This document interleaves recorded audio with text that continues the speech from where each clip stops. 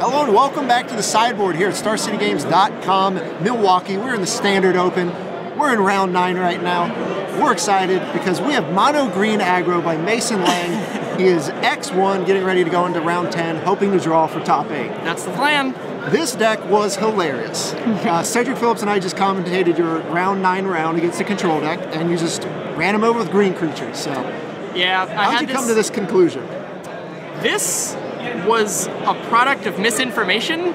I read a Sam Black article on SCG Premium this week. He was talking about how he wasn't excited to play Mono Blue at the Invitational, and I kind of lost focus after that. And I was like, all right, Mono Blues might not be that popular this weekend. So what if I played a deck that can beat up on Esper and Black and can't ever beat Blue? And it led me to this deck list of a bunch of green guys that can never ever beat Thassa or Master of Waves. Right. But has a great control matchup and like 1-for-1 removal type of matchup. Then I found out Sam actually loved his deck and he went 8-0 with it, and it's all over the place, so that sucked. During the building process, I built it last night at like 1 a.m. Like all good, like all best decks. Idea. And I wound up cutting all the cards that are normally good against Mono Blue that you'd expect to see. Polykrinos is absent. Skylashers, like, mistakenly absent. So there aren't any of like the specific blue hate cards that you normally expect to kind of see out of green decks. Now, did you play against any Mono Blue today? You said you saw it running around. I did play against it once. I think it was round 5, and it was a very close match. My opponent was on the play, which was awful. Frostburn Weird, Master of Waves are like big problem cards, and Tidebender Mage is obviously like a Flame Tongue Kavu, but it costs 2 mana. I was able to beat him in a close third game because he stumbled on his mana, and I was able to just put 8 power on the board on turn 2. This is a deck that can punish that. So I was able to beat him out, and I've dodged it ever since, thank God. Nice. All right, well, let's go over this deck. You've got Elvish Mystic, you got Experiment 1 as your 1-drops. Now the fun begins at the 2-drop. You have Burning Tree Emissary, which can lead you into Brush Strider, the 3/1 Vigilance that you might know from Gatecrash Limited. This guy was really hard to come to, actually. There's a 3/2 out of Born of the Gods that cost green. Yes. That was what I saw in these lists running around. We came to Burning Tree Emissary because we wanted to be able to flood the board against Esper and Black. They were trying to 1-for-1 remove you a lot, outside of maybe a Supreme Verdict. So the idea that you could puke more than one guy onto the board on turn 2 was important. And Brush Strider was the only thing we could find that we could cast off Burning Tree Emissary that wasn't maybe a 1-drop.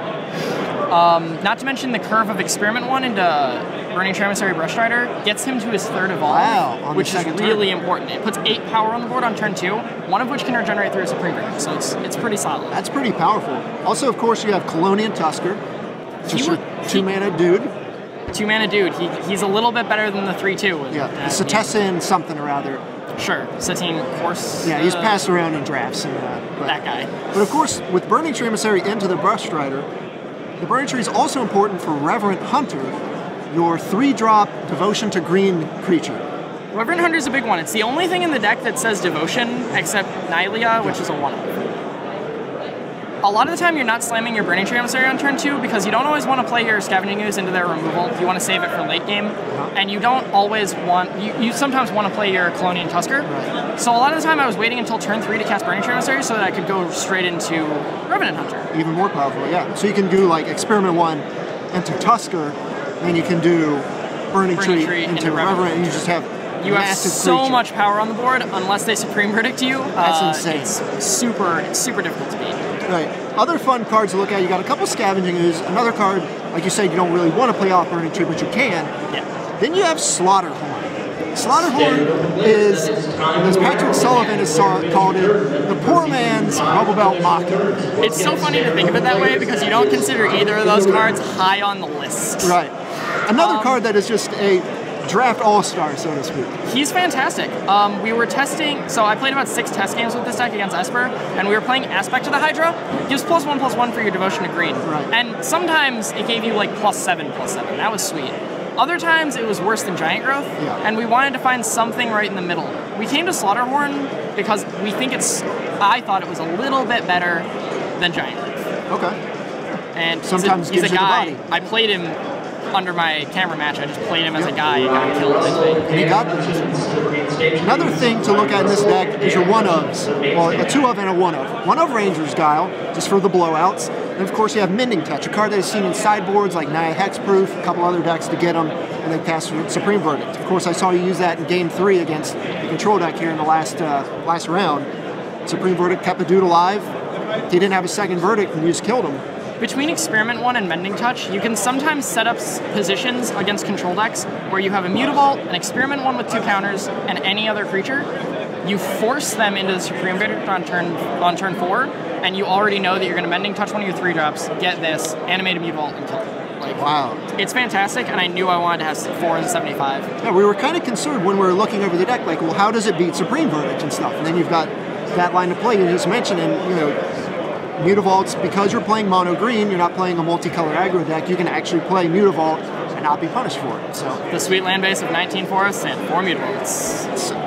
I'd be remiss if I didn't mention your other 3-drop / 5-drop, Boonsater, another great card against the control decks. Boonsater is probably the best card in the deck, maybe next to Burning Tree, It solves almost all of the problems that the green deck had anyway, which is like hasty damage, no kind of reach in the deck. So being able to play him on 5 and get in that surprise damage, maybe end of turn him and get in as though he had haste, is huge. Yeah. It gives the slow sorcery speed creatures a way to get in for damage. Boonsater is one of my favorites too. Let's take a look at the sideboard real quick.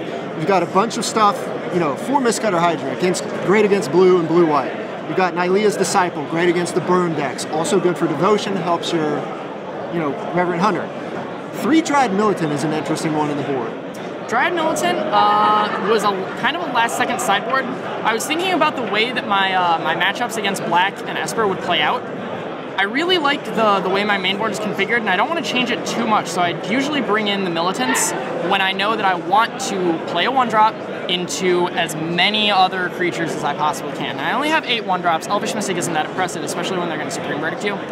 So you want to have an extra 1-drop, in this case a 2-power 1-drop, that helps you flood the board and get ahead of their removal. This card matches up insanely well against cards like Devour Flesh, Hero's Downfall, Detention Sphere. Everything is like kind of 1-for-1-y in this format, I feel, and this card helps you get ahead of them. Also good against just the control decks as an early beater, and if they're on the Elixir plan, gets rid of their Sphinx's Revelations and Supreme Verdicts if it happens to go that far. I haven't had it come up against blue-white, but I really wanted it to.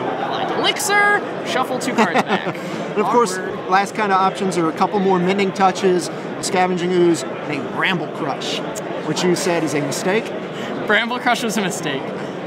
I had a 15th slot, and I couldn't decide what it was going to be. It was going to be the card out of Born of the Gods that deals damage to each flyer equal to your devotion to green. Sky Reaping. Sky Reaping, that's what it's called. Didn't know, it was in Korean.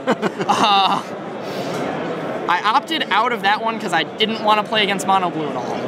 I decided on Bramble Crush, thinking it was going to be good against maybe Burn to get their Chain to the Rocks, well, the land that was on the Chain to the Rocks, maybe Underworld Connections, maybe Detention Sphere, maybe Elspeth. And this card's garbage, and I would never play it again. Excellent. Well, the deck is sweet. You've already won 1 SCG Open back in Madison a couple years ago. Hoping to draw in to another top 8.